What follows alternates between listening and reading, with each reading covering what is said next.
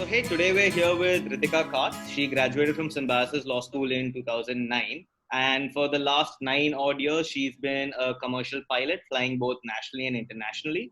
So Ritika is a lawyer who completely went out of the legal industry, literally into the air, so to speak. So we kind of want to get like her thoughts on a lot of things. So starting off, Ritika, let's go to the very beginning. Like, why did you choose law in the first place? Because you would have gone Hi to college in guys. about 2004. Yeah. So I went to Symbiosis in 2004. I was the typical confused Indian kid. We're also talking 15 years ago when your options were quite limited. Humanities was looked down upon as a stream, so everyone who um, wanted to impress anyone took science, whether you had any inclination or not. Thank God, I see people are now changing, kids are getting smarter, they're making the right choices. But I took science not because I had any idea of what I wanted to do, because I thought with my marks I should take science. And I remember in my 12th standard, random people would ask me, my parents would ask me, what do you want to do? And I would go to English honors, maybe, or advertising, because that's easy, or I don't know, maybe. So it was a very confused time, and social media and the internet hadn't taken off as it has now. So there wasn't much information out there, Mm-hmm. and law just happened by default. Like, I was a good debater in school. So a friend of mine was giving the law entrances, and I gave them all, and I got through Figured because Simbi, and I I mean, you figured because you could debate it, like law is just like perfect yeah, because and that's we what grew at up that on Ally McBeal and Jag and LA Law, all time. those And I see. shows, Yeah. and they paint a really rosy picture. I mean, you're wearing fancy clothes and you're fighting these cases and you beat the big corporate giants, and Clean so courtrooms, very huge clean courtrooms. yeah. So that's what I thought law was, and yeah. So and I cleared Simbi, and I went to law school from there. So that's how law happened. It wasn't. I would like to say it was a childhood dream, and no, it wasn't. I mean, it was just a confused teenager who didn't know any better. So you're the first generation lawyer, right? Yeah, in fact, my dad's a pilot. He's a commercial pilot as well. He's still flying. So I was asked, in fact, I have a lot of pilots in the family. So there was some discussion, I think, just before 12th, about what do you want to do? Do you want to go into flying? And I said, no, no, no. I mean, it didn't even cross my mind for some reason. And now I always go back and think, why didn't I even think about it seriously then? Okay. So, but I'm glad I did. Uh, law school was good for me, so I'm glad that I did go to Simbi. So, I mean, taking it up from here itself, like, how did this transition out of law, happen for you? Like, why don't you take us through this journey of yours? Um, so law school was great for me. The 5 years, if I look at them in total, but the first semester is quite confusing, especially in the BBA LLB degree, because they don't teach. There's not much law being taught. You get taught contracts, I think, and torts maybe, but there's a lot of like accounts subjects and stuff like that. So it was confusing, but I was having a great time. I made some of my best friends at law school. Uh, Also, I think the study of law is great. I think everyone should do like a compact version, or we should have that in our education system. It opens you up to so much. The practice of law as such wasn't great. Also, I feel a couple of things happened along the way that got me to where I am now. I think, second year onwards, I was interning with a tier one law firm, and it was a big deal. It was a great place to work, and I started interning with them every semester. Every semester that I got a break, I was interning there. I mean, I wasn't taking holidays. Towards the end, I started working for them from college. Like, I would be in Pune, but I'd be working on matters. So I pretty much thought I've landed the pre-placement offer, and this is my life and I've killed it, and they were a great place to Sorry to work. interrupt you there, but that was a really important thing back then. Like in 2008-9, getting Yeah. PPOs was like such a rarity. Like 1 out of 300 people got a tips. Also, we have to understand a couple of things are happening. The world market had crashed, so it wasn't a great place to be getting a job. Very similar to what's happened now. I mean, a lot of people must be feeling the same way we felt. So I know what people are thinking and how it feels. And two, I came from a completely non-law background. So my parents, my extended family, nobody knew a lawyer, and they didn't want to know one. They were like, thank God we don't know any lawyers, and it's great. So getting your foot in the door was huge, and I thought I had done it. I had a relationship with this firm. They were doing good work. It was a cool place to work. It was not like a family run setup. It was a very corporate setup. So I was very happy, to the point that I was almost overconfident and didn't sit for all my placements and stuff, because I thought I've got it in the bag. And boom, the law firm split up, and I just didn't get the pre-placement offer. So that was a big blow. It taught me that things will not go as planned, and that's how life works, and you need to like reinvent and get up and figure it out all over again. You can't have a one plan notion and think this is how it's going to work. So that was a big blow for I me. like the whole reinvent aspect you just brought in there. I think that's really important for people, especially now in this current environment, to sort of Yeah. remember. So that was step one, I think. And then I did sit for placements, and eventually I got a job with another law firm. Now this was not a corporate setup. This was a very family run system. They were again a tier one law firm, but they were a very family run setup. So their matters were also very family oriented. We were not only doing their tax matters or their company procedures and matters. We were also taking care of their kids' passport getting renewed. So there was like we were providing a varied service. So at times it just felt like, did I go to law school to get like a passport renewed or a driving license renewed? So it was part of that was also the deal. I mean, I'd like to say, I looked up skywards and I was never the same and I dreamt of being a pilot, but that's not the truth. I mean, the only thing that I think was going for me is that I had a science background when it came to flying. But other than that, I genuinely thought I'm going to make a career in law. So, While I understand that the nature of work might have been a bit of a letdown once you actually started practicing law, was yeah. there a particular catalyst that sort of got you to go from, hey, I don't want to be a lawyer anymore, I want to actually take up this dream of flying? And did you always have that dream? We never got to that. How did the Okay. piloting thing come about? Yes, there was definitely like there was one day. It was literally in the morning. I was a lawyer, and by evening I was thinking, how can I quit and how soon can I make this happen? Take us So through that. it was crazy. So I got through LSC that morning with um, uh, a scholarship, like I think a 30% scholarship, which was good in that time. I mean, LSE was not giving out those, and I worked hard towards this scholarship. I had gotten a diploma in IP in from Simbi as well on the side, so I knew what they were looking for, and I was working towards it. In the afternoon, somebody told me on one of these social media websites that a senior of ours from college had done the same diploma and was back in Bombay working at her old law firm. And so I gave her a call, and she told me that she had joined back on the same level that she had left at. And it was sad that people who were below her or junior to her, kids who were just coming up, had now surpassed her. So it made me feel like the LLM was a great experience, maybe, but professionally it was not going to do much for me at that point. And we're still, mind you, we're still talking about 2009, 2010. The market was not great. So leaving a job in this moment was not considered a very smart idea. So so that was in the afternoon. In the evening, we went for a family friends get together. My mom and I. My dad was on a flight, and my sister wasn't in town.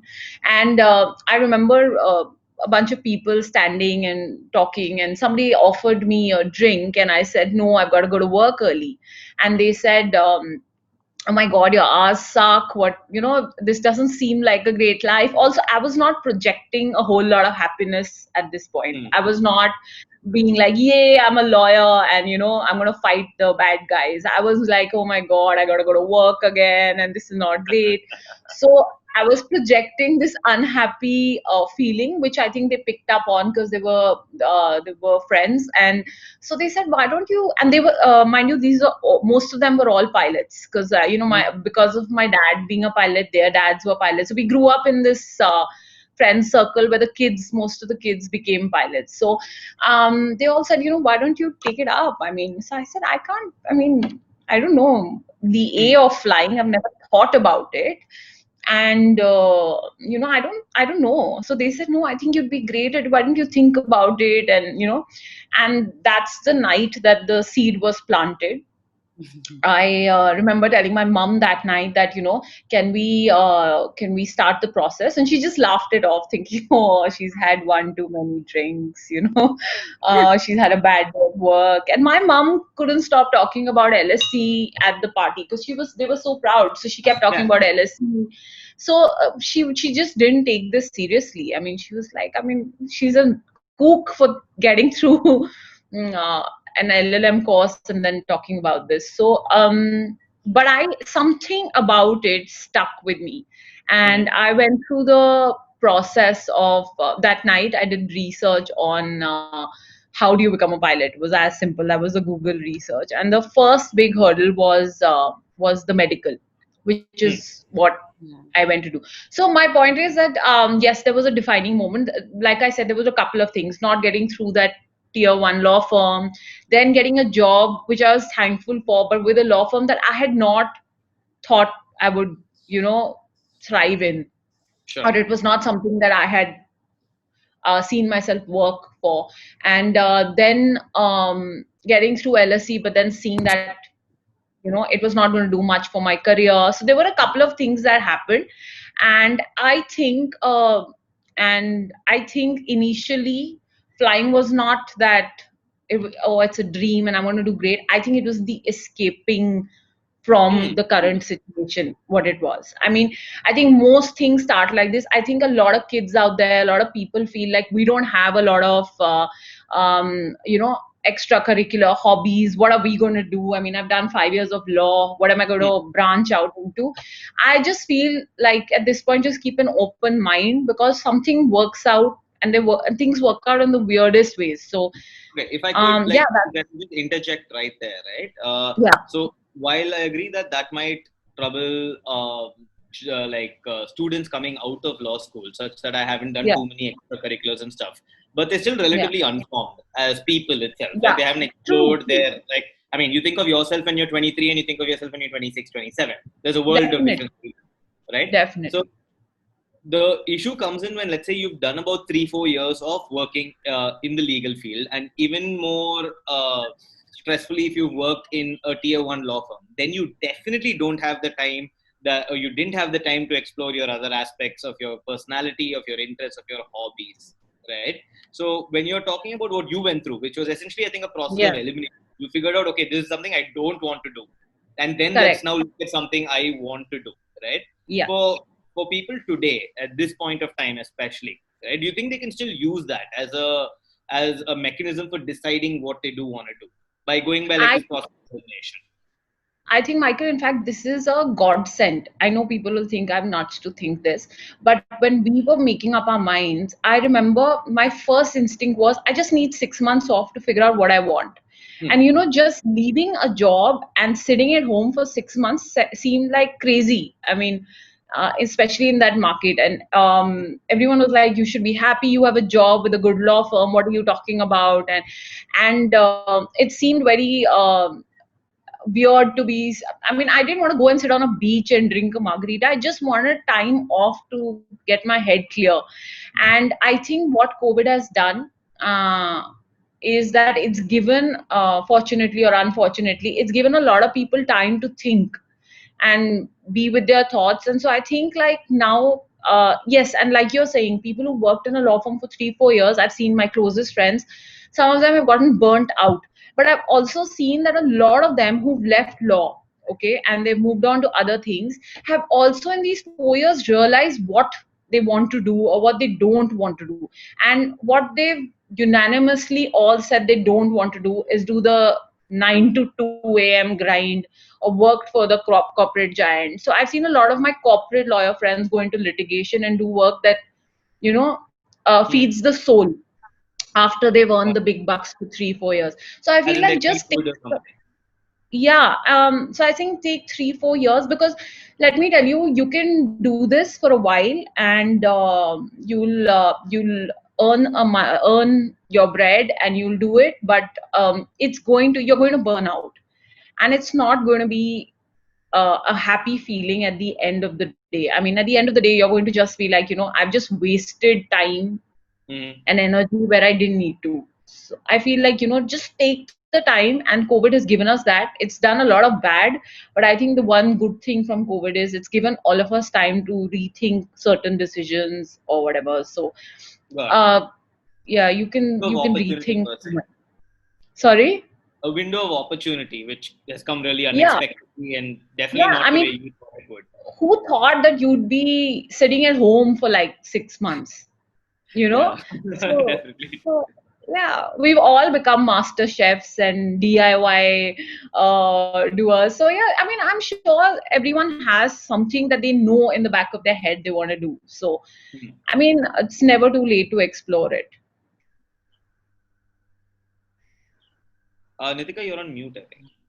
So, Ritika, I'm just taking you back a little in your conversation where you mentioned about your mom having, certain thoughts about you changing your line of career. So, like, how did you battle your parents' objections of becoming a pilot? So, were there any fears that you had at that time that this might go wrong or this might not work out? So, how did you overcome it?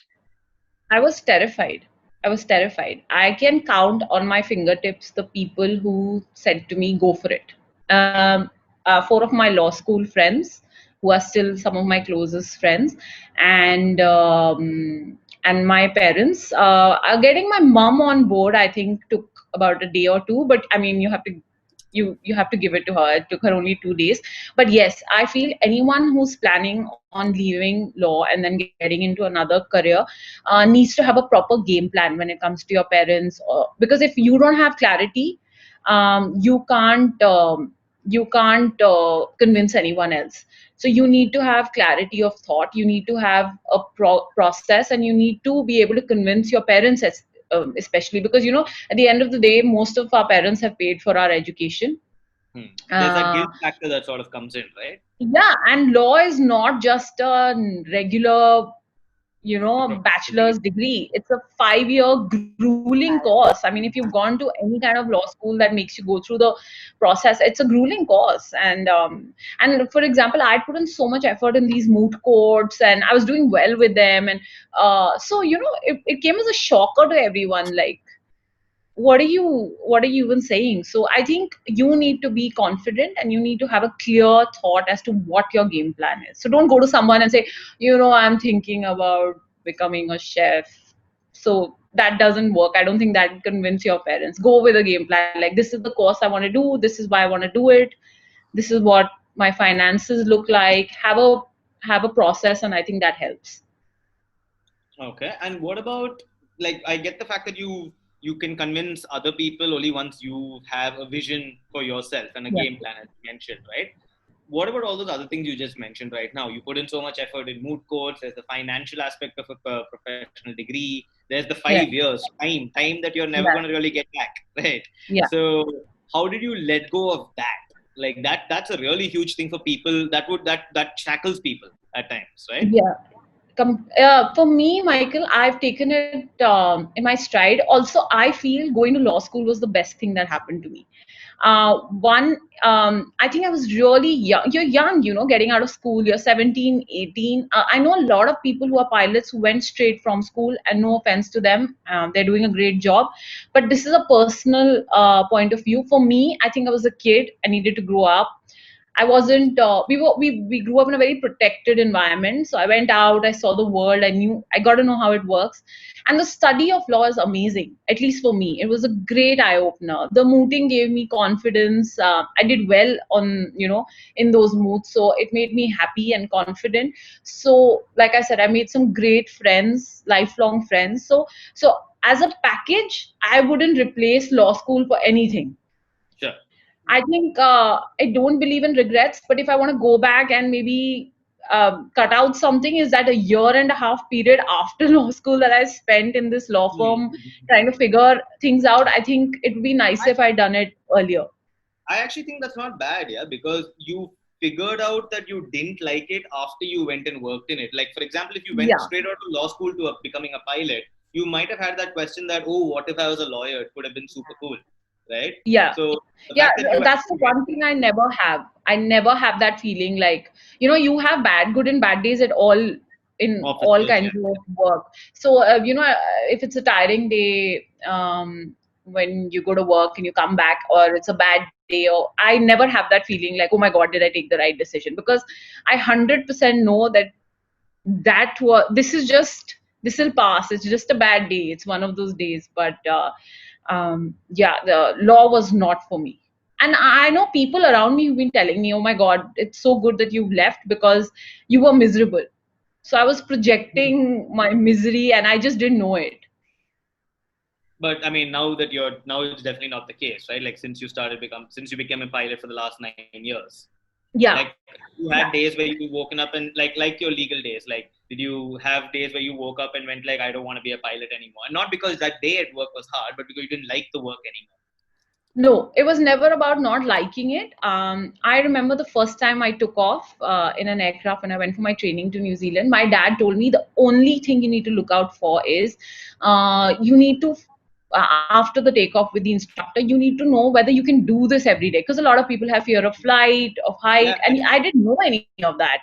So he says it's not too late to come back and say, Dad, I can't do this. I mean, I made a mistake. I'm going to come home. So, yeah, from day one, I only got better at it, and I realized that I can do this to the best of my potential. So there was never those days. Yes, but I'm not going to say it was rosy throughout. sure, of Yes, course. Yeah. when you quit one profession, there's going to be a lot of insecurity. There's going to be a lot of haters or naysayers saying, "See, Yeah. we told you don't quit." Um, there will be doubt, like, should I? Because it's the safety, right? It's the safety net of going back to something familiar, uh, and something Guaranteed. that you knew. Guaranteed. I mean, if nothing else, you'll get a job somewhere with a 5-year law course degree. And a reasonably high income bracket as well if you've done a law, like Yeah, if you've done yeah. a law. It's a professional job, and so yeah. So there was always that. There were days of frustration when I was still looking for a job. It took me a year to find a job with my airline, and in that year, you have to understand I was not very young at this point. I was already 27, so and I was used to an income. So one more thing, and which comes up because of the fact that you're a pilot. Did you have any fears given the nature of the job? I mean, like the last 10 years, we've all seen like a lot of articles, and you see things of like, plane shot down, plane missing. I mean, I forgot the one that just went absolutely missing into thin air, some MH370 Yeah, or something like that, right? Uh, 370. so do these things come into your mind that your job is potentially hazardous in a way? Um, honestly, in the beginning, maybe when you start flying, the first couple of your solo landing and all, you're a bit, it's adrenaline, excitement, and a bit of fear, and a little bit of good fear. It's good. So yeah, but I feel the flying is so safe. Yeah, we do so much training and we do so much simulator and work towards making it safe that I feel it's safer than crossing the road at some times because we're so prepared at all times. We're not going in with blinders on, like, oh my God, if this happens, I'm going to pray for my life. I mean, I'm prepared for ABC, but in D event I'm just gonna pray. No, we've got a plan for everything, and I think yeah, I mean, there's a good fear. You're still every day when you come into land, if the weather's bad, it's a good feeling, and to have that kind of adrenaline. And once you land and you've done a good job, it's a great feeling. Mhm. Like sometimes I still tell myself, "My God, did I just do that?" Like, but you have to pretend like you were cool all Like along. it's just You another can't day. let the other guy know. Yeah, you can't let the other guy know like what was happening. So yeah. So, Ritika, I mean, I, of course, from your talks, it clearly shows how passionate you are about, your flying right now. So, I mean, what is the good side of it? What do you really love about flying, about your job? It's funny you ask me this. The first flight I did after COVID, and it was so depressing, the news and the every day the bad news that you got, and just being at home. I remember we took off, and till the time that we had taken off, there was so much happening. Also, we were flying after a long gap, so there was like a lot happening in the cockpit and everything. And we took off, and me and my colleague, we took off all the paraphernalia, the ppe suit and everything, and we just took a deep breath, and for 15 minutes we didn't talk about COVID or anything. We were just looking out like kids. I was gazing out the window like this was the first time I was flying, and it never gets old. The view never gets old. I mean, there are lots of pros and cons to any job, but you get to see a sunrise or a sunset every day, and it's amazing. I mean, you can't, that doesn't get old. So Oh, yeah. Where all have you flown so far? I mean, what are your favorite places? Favorites would be Phuket, because the approach is really nice. The runway is right on the edge of the island, so it's a great approach. You get to, come. You almost feel like you're landing in the water.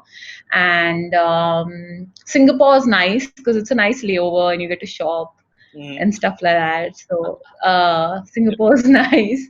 What else? Some domestic.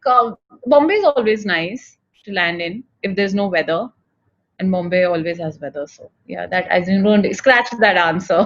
But yeah, you mostly like. There are a couple of places that you don't that require a little bit of more effort and require more attention. Mhm. Like Srinagar, for example, because of the security situation, or the terrain around. So a couple of places need more attention to detail, but otherwise every place is the same. I mean, it's good. It's a good job. so, so what are your plans now, Ritika? What are your thoughts about how it's like? I mean, the coming years ahead in your current profile, like you're flying. What are the plans? I when I was practicing law, I hated reading up, and you need to read so much, right? About just to write a half a paragraph to a client, you have to read so much. But now what I've seen is that now that I've quit law and nobody's making me read something, I've gone back to reading a lot of legal articles, and I keep abreast. Also, some of my closest friends have now started their own law firms, and so they tell me about what kind of work they're doing, and now it interests me because I can understand what they're talking about, but I'm not committed to knowing every detail or reading up about it. So I'm enjoying that bit. So that's what I take with me from law. And As far as flying goes, I'm just enjoying it in the moment. Been upgraded to a captain a couple of years ago, so I'm enjoying that process, and yeah, taking it Congratulations. each day That's as it quite good. comes, and hoping COVID ends at some point, and so we can go back to our normal lives. Amazing. So, like, it sounds like Ritika, you're a part of you're enjoying the best of both the worlds. Legal as well as you're flying. Yeah, I It's think that's what I want to tell people out there, that you don't need to forget about law. You can take that experience with you and try something new. I mean, it can be anything, but don't try and cut out that experience from your life, because you did spend Mhm. 5 years or 3 years on this course. So, and like I said, it teaches you so much about so many things that it'll help in any field. I feel like it'll help in any field. So take it with you. There'll be a lot of hits and misses, but it'll work out in the end. So don't try and cut that part out of your life. All right. Great. Thank you so much, Ritika, for this. We really appreciate the time. You're And most we really welcome. hope, I mean, even if we get one person who listens to you and then decides, I want to fly tomorrow, I mean, that's quite a nice result. I'm glad. I'm glad I was of some help. And thank you so much. It was a great chat.